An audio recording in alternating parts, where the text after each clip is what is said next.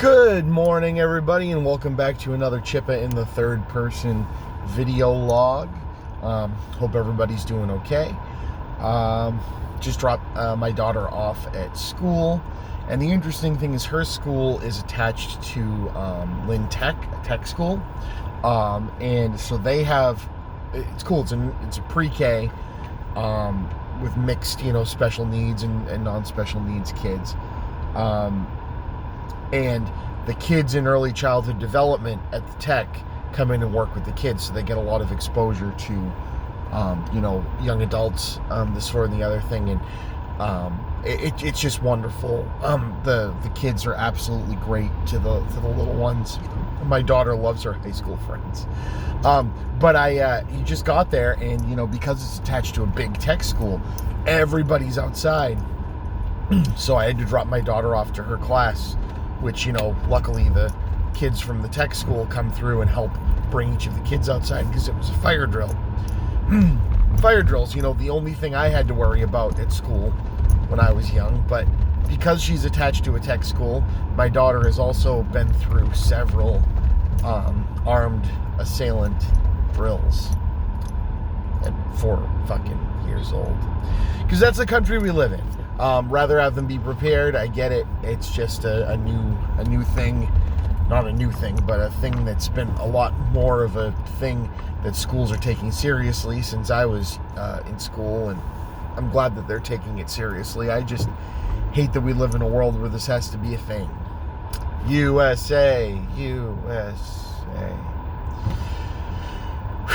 Anyway, so what else is going on? Speaking of armed assailants, I saw Joker yesterday, and give you guys a little snippet of what I thought, because I want to record a tangent with my brother to go in more depth into both of our feelings on it. But it's an interesting film. So it's as if somebody who is not untalented. So I'm not going to call Todd Phillips untalented. He has a talent for making well-made comedic films. And The Hangover, moving a little, further from that. That was actually a wall stage shot. He can stage action good, whether that's his assistant directors, second unit directors, whatever, or comes from him, I'm not sure. But it's as if, history erased Taxi Driver and The King of Comedy, which are obvious influences for this movie. Or he only, saw, he, sped read them. You know what I mean? So, when you speed read and they teach you, read the first couple words of a paragraph and the last, or, whatever it is. So, the aesthetic, it looks great. Absolutely great. The acting is absolutely great. I believe Phoenix will be nominated for and win, possibly, an award for his portrayal of this character. The problem is he seems to have all the liner notes and subtext of what's going on, and the movie does not show you or earn most of that. The best parts of this movie are when he's not Joker. The best parts of this movie are individual scenes between him and individual people that seem to have them and the characters understanding the nuance and what this is supposed to mean. But what's on screen is empty. And it's a shame, because it's empty and doesn't have to be. Examples of this that aren't as big of a failure, but examples of this. Christopher Nolan's Interstellar. Okay? He wrote the script, which is a solid script, for Steven Spielberg to direct, him and his brother. Steven Spielberg can tell more in a 5-second visual clip than dialogue in most other films. So a lot of the subtleties of what would make a movie like Interstellar hit home, when Nolan ended up having to direct it, you could see the loss of confidence in his ability to portray that. So they replace that with a lot of exposition. They insert characters into scenes that don't make sense as to why they'd be there, and have them telling the main characters everything that's going on. So things that Spielberg could tell with a camera angle, with a lighting choice, with the look on somebody's face, Interstellar had to go and lay heavy with the exposition. And it takes a lot away from the movie because, you know, if you think about it at all, it's pretty obvious what's going on, but they didn't have confidence. So Joker is a similar problem, but from a different direction, in that you can tell that the people putting this stuff on the screen know they have a good concept. Now, again, is this an overdone concept? Yes. Did we need another Joker movie? No. But they have a good concept. Like, the reasonings for Arthur Fleck being who he is and getting to where he gets individually, okay, I could see that. You know, you're barking up the right tree.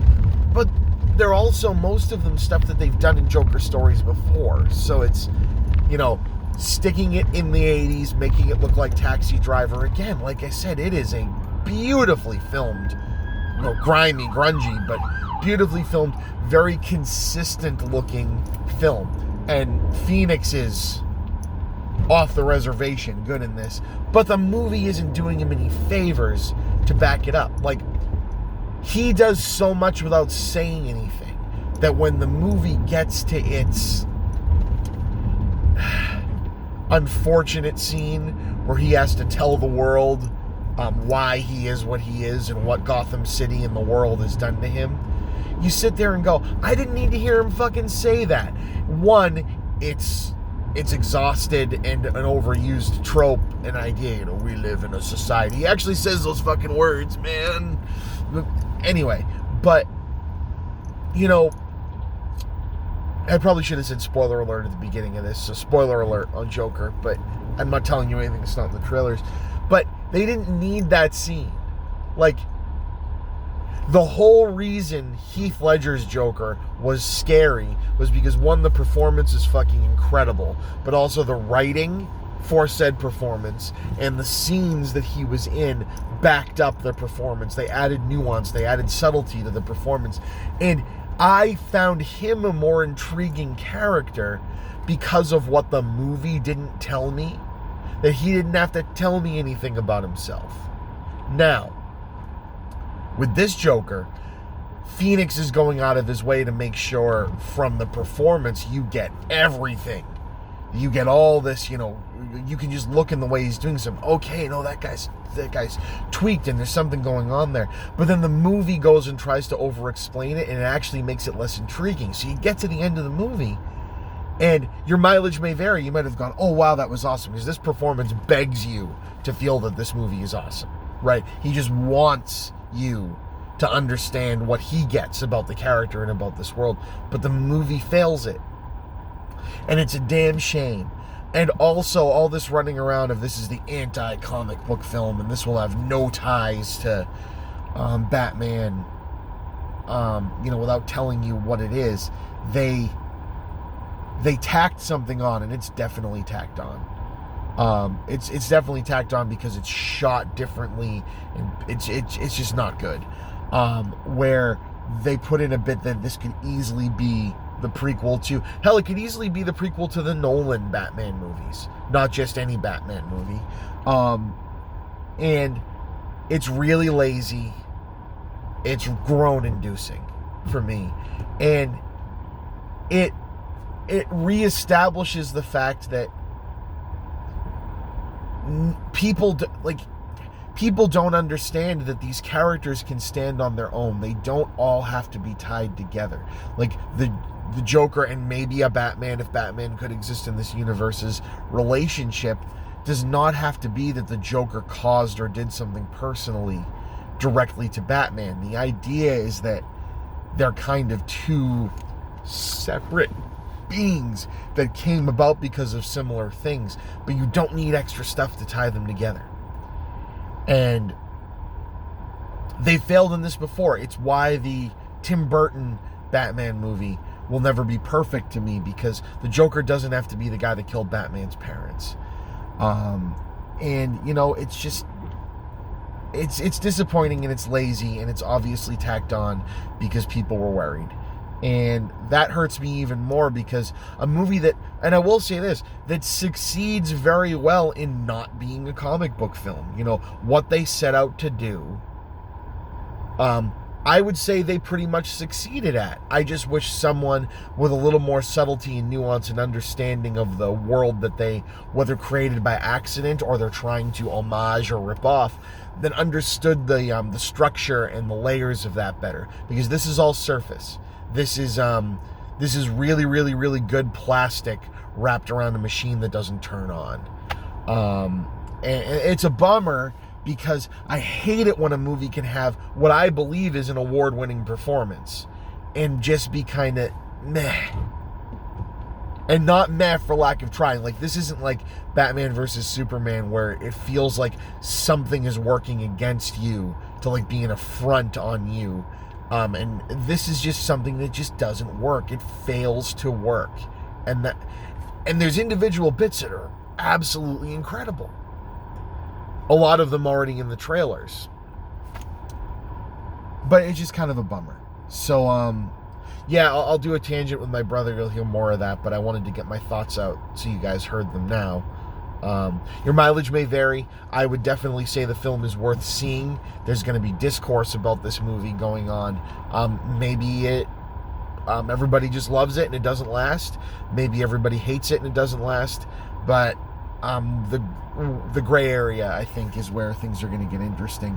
And you know what? It's not even like this is like a movie made for incels and they're going to go out and do it, because what they actually do with the character is a little bit different than that. And there's some inspiration and interest and intrigue in that. I mean, Phoenix wouldn't show up if it was just women mean to me, I hurt people. That's in there for sure. But there's definitely more to it than that. It's just, it's not even well done enough to be offensive. Anyway, so there's that. Another thing I wanted to talk about while I'm waiting in here in the drive-thru for Dunkin' Donuts. Dunkin' kid. Do you have time to go to Dunkin', rob a pharmacy, shoot some OCs, or drink a strawberry quick? Anyway, is summer of '84. I wish this film had gotten a big release. I am surprised, one, with how good it ended up being, and two, with the Stranger Things nostalgia bend being such a big deal, that this movie didn't at least get,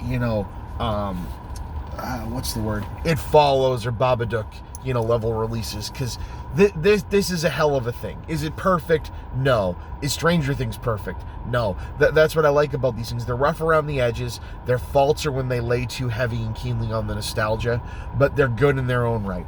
So this summer of '84 is freaking great. It's directed by the guy, or one of the guys who made Turbo Kid. And if you haven't seen Turbo Kid, go check it out. It's about a kid in post-apocalyptic America who is obsessed with a comic called Turbo Kid. And it turns out Turbo Kid ended up being a real person that fought in whatever war or whatever it was ended the world. And he finds the dead body of Turbo Kid and assumes his powers. And so this kid becomes Turbo Kid, and it's an awesome mix of those movies in the 80s that were a little too violent and a little too scary to be kids movies, but were still kids movies. Goonies fell into that. There's plenty of other movies. Stand By Me, movies that fell into that. But this one just goes and says, okay, now those kids grew up, so we're just going to freaking lay on, Evil Dead level or Dead Alive level of ridiculous gore. And it's just a blast. I think it went straight to Netflix. It may have done the South by Southwest circuit. But if you can find Turbo Kid, watch Turbo Kid. Summer of '84 is a little bit more subtle. Turbo Kid was, beating you over the head with homage to everything, 70s and 80s cheese, comic booky fun. Summer of '84 is a more, I'd say, less ambitious from what it's reaching for. It's a very much more pointed homage. But what Summer of '84 is it's a movie like The Goonies. It's a summer movie with kids who believe they're the only ones that know what's going on in a town, in the suburbs, and no one else wants to believe them or notice. And it's that coming of age, last big thing, Stand By Me, Goonies kind of thing. but made now, but with the 80s synth score, and it takes place in 84. And the idea is they live in the suburbs, but they're hearing rumblings from around the seedier parts of the area outside the suburbs that kids are going missing.